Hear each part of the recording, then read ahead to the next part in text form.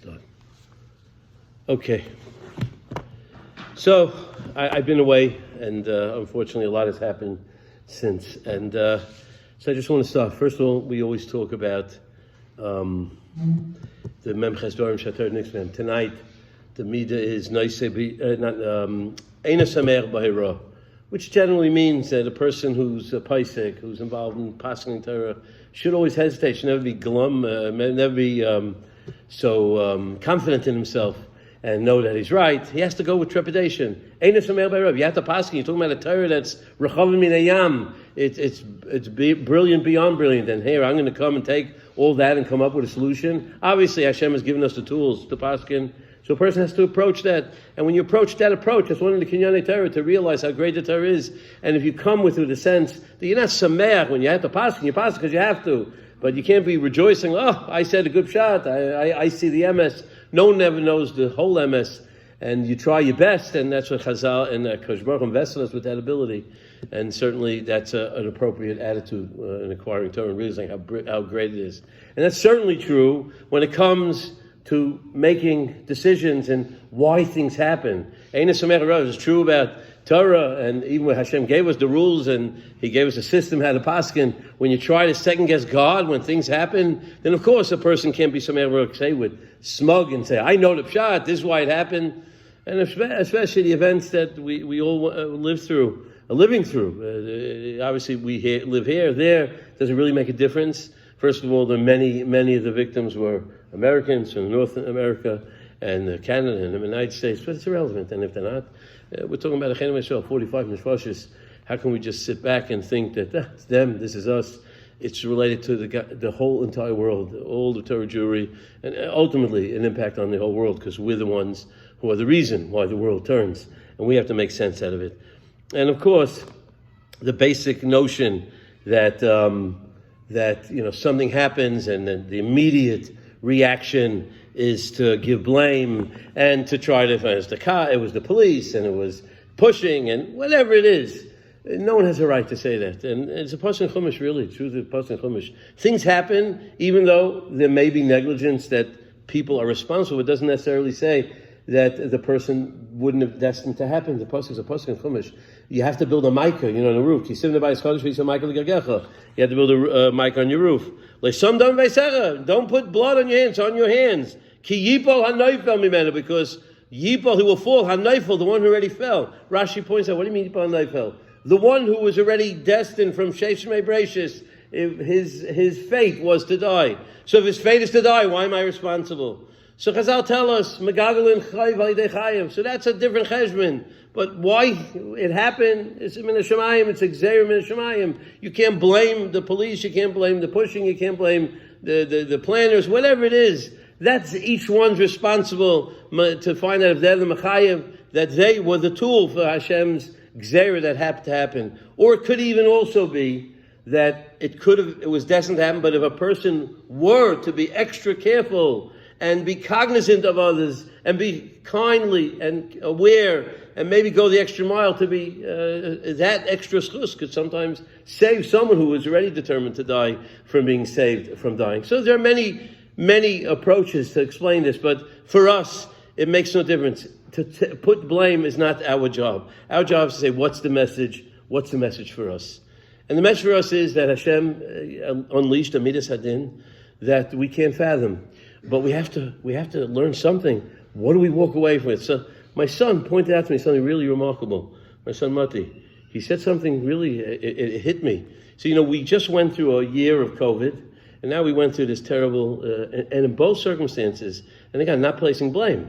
And whatever it was, they slipped, or someone had a heart attack, there was all kinds of circumstances, but they stampeded. In both circumstances, the reason why it spread is because through human interaction, because someone sneezed or someone coughed, right? It couldn't have spread without. That means Hashem set the circumstance that would cause a pandemic is because of interaction between people. It's something to think about. That interaction with people makes a tremendous impact. And of course, maybe we can't control it. It's part of life. We have to live life. But the very nature of it is interesting. Not like lightning came down. is all, and a stampede also, I'm not blaming them, but a stampede means that whatever it was, they caused each other. It's mavil. You think about it. And I think the message is pashut. The message is pashut. Of course it means you have to be careful, and when you're in a crowd, you have to learn the lesson of it. I think the Middle used to say, after someone died from cancer, because he smoked cigarettes his whole life, and they would go to Levi and they would talk about how great and this and that, and Midas Hadin, you forgot to say the most important thing. You have to stop smoking. And of course it means you have to be careful, knowing what happened. Of course the lesson is, don't be the chayav that's megalgalin, the chiyuv to other people. Make sure you're careful. But I think the lesson is that if people, these two things that we've been living through, we see how we impact each other. Do you know how much we can impact each other if we show kindness, if we go the extra mile for each other, if in the Midas Peranius we cause a pandemic to spread because we're careless or whatever it is, or even if we couldn't help it, but that's the way Hashem set it up. And a stampede you can't control, but how much more so if we choose to control ourselves and live with sensitivity towards each other and be kind and not blame and accepting. Do you know what kind of impact that can have? If the Midas Peranius can cause a pandemic that caused millions of deaths, and a terrible tragedy where so many people died, how much more can our positive attitude towards each other create a world of chesed and a world where Hashem will give an outpouring of Midas HaRachamim? There was a fellow wrote, one of the people who died. It's a remarkable story. I just found one of my kids sent this to me. Found it on one of the Israeli websites. His name was Shimon Matlun. He was a mechanech. I'm not sure which city he lives in, but he's a Chassid Breslev, and he's a mechanech in Beit Arilit. And he left a letter for his friend on Thursday. He left this letter, and he told him, don't open it up until Sunday. He was killed. And this is what he wrote in the letter. He wrote a little poem.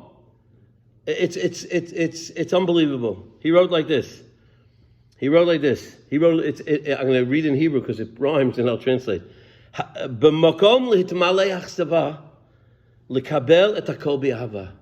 Instead of living your life with disappointment, accept everything with love. Instead of being stubborn and stiff, be flexible. Instead of grumbling, let your mind think. Don't grumble.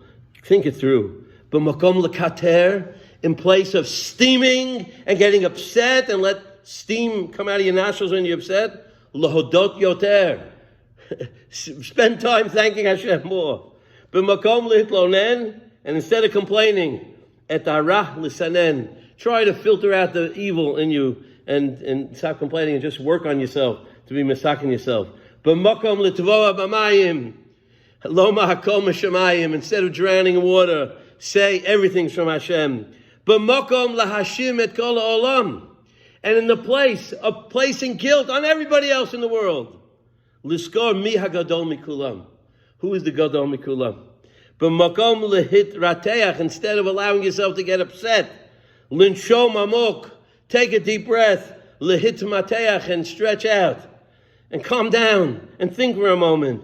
B'makom lehit atzben, al amunah lehit amen. Instead of being distressed and anxious, try to perfect your amunah. Live with amunah. B'makom lerot shachor, b'chatzi hamalei livchor. Instead of seeing darkness and everything, look at what's half full. But he said more. They didn't translate the whole thing. I saw the page, and the last line I can't make out, but he wrote one magnificent thing here. He says, the most important thing, I think, of the whole message. Ki Hashem koveya et hamatzav. God creates the situation. Va'ata et hamatzav ruach. You're the one who decides how to deal with it. That's your doing. It's up to us. That's one. This is one thing that was really amazing. I think it's something to, we trample on each other. We stampede each other. Forget about that. I don't mean, of course, no one should push, no one should shove. It was probably circumstances there. They slipped. I heard it was slippery. Whatever it was. I'm not talking about that. I'm talking about we trample each other, not literally, but figuratively.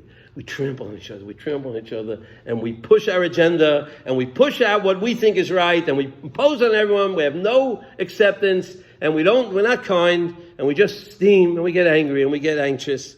We should take advice from someone who left us a message how to live life. That's number one. The second thing is, today I was at a chasana, Baruch Hashem. Can't stay by the chasana. It was by the chuppah. Donnie Kermai's daughter got married. And I tell you, it was a beautiful to see a chasana. Finally, most people outside and without mask. It was wonderful, beautiful mishpachas, both mishpachas. And at the end they sing, Im Eshkechech Yerushalayim, and you realize that, we rejoice of what Hashem gives us. We realize how much we don't have. And when you think about the churban, everything is the churban. When 45 people die, while they're dancing and celebrating, the Tana, Rav Shimon Yochai, that's the churban. We're still living the churban. So it aroused in me a lot of emotion. And I was thinking, I was relishing the moment and watching a family that I'm so close to. I feel like mishpacha with them, and I was so happy for them. And you could see that a chasna, you live the moment. You live, and the parents were there. Baruch Hashem, both sets of grandparents were there. It was so beautiful. And so often we don't realize how fragile life is, and we don't appreciate it. We wait for the next day or 10 days to say it'll be good. We don't live every single moment.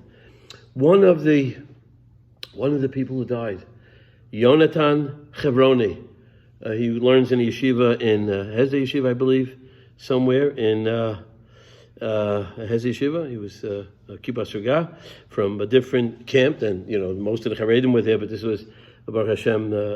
He learned, I forgot what it is. So he had it. They by the shiva they showed his siddur. They discovered his siddur. They opened up his siddur, and he had in his siddur, he would take different news items, captions from different news items in the paper, and place it in his siddur for extra kavanah. And they found the following thing by Elokai Neshama. This is what they found. They found this. By Rai says Elokai Neshama Shenasata Bi. He took out a little caption from a newspaper, and he took a news item, obviously from a year ago or a few years ago. It's a news item that says Chazar mi Meron. A person went to Meron some previous year. Halach lishon, he went to sleep. V'lo kam, he didn't get up. He took that message of living every day and appreciating what Hashem gives us at neshama back every day, to appreciate what each day gives us an opportunity. We don't take it. We take it for granted. And we say, we'll do this, that, this. Every day is the first and the last day of your life. And it's the beginning of tomorrow too, if you zeicha to it. And Elokai Neshama Shenasata Bi. Remember, 45 people went to Meron celebrating the Tana Eloki, Rav Shimon Yochai, with joy and simcha and purity. You read about every single person there, every single one of them, children. And I think about, I was standing by the chasna, here, the marrying of a child. How many people bury children? Parents of children who died, who won't be at their children's weddings. They won't be able to make their children's weddings. And we don't appreciate it. We go through life and we just take it for granted. It's not just about, of course we have to feel the tsar of everybody, but it's much more than that. It's about realizing life is amazing. We take it for granted. He wrote Chazon Meron, Halach Hashem Lokam. They went to Meron with enthusiasm and excitement. L'Shem Shemayim. Every single one of them went L'Shem Shemayim. You read about every single one. And they came, and the neshamas were taking their kabbanas for us. And that's something that we have to remember every day. I once quoted, it was in Hebrew, I translated, I think I'm going to leave you with this. I forgot where I saw it, but I translated in Hebrew. And a great tzaddik was wont to express each morning. He said, Shalom Aleichem, new day. What a momentous day. Thousands of years have waited for you to arrive. You are part of the program that the Holy One, blessed be He, has charted yet from creation. Much have I waited longingly for you. And now that you have arrived, the day is short and the work is abundant. I can only be with you for 24 hours, after which I will never see you again. Therefore, let's get started immediately. I promise you, I'll invigorate each hour, each second. I think that's our message. And each one of us has to improve and make sure that our davening is different. It means coming to daven every day, 3 times a day, with a minyan, learning every day, kaveitim latayra, being kinder, being more sensitive. Remember, Hashem creates the situations we can't control that. Hashem and His genius knows it. But we could create the matzav ruach. We create the attitude. Agmas nefesh we cause. We have to live our life with an appreciation of the kind of shamash and asata be every day, and cherish our children, our spouses, our friends, strangers. Realize that Hashem brings us together for a reason, and it's a challenge to elevate the world, to make it more meaningful, to give it excitement, to be part of the beauty of the world, not the negativity in the world, the positivity. I think that's our message, not to trample on each other, and to appreciate every day. These are words from tzaddikim who died, like Kiddush Hashem. They were in the middle of doing a mitzvah. If you die in the middle of a mitzvah, that's a Kiddush Hashem. They were engaged in a moment of enthusiasm. And there are many, many stories. I'm sure many stories will come out. There's a lot more to talk about. These two that really struck me. And I hope that we'll get the message. I hope that, it'll really hit home. And we don't just walk away, just feeling the pain. That's not enough. And also, I would just mention, there are websites where you can contribute to funds that were set up for many families who are now left with their breadwinners and all sorts of tzaras, and the families who still need money to help their loved ones recover, those who survive. At the very least, that's where we have to start. And there's one, the I'll try to find it and forward it. May we learn from this and realize that Hashem loves us no matter what happens. And that's what these people are telling us. They learned the lesson. They taught us the lesson.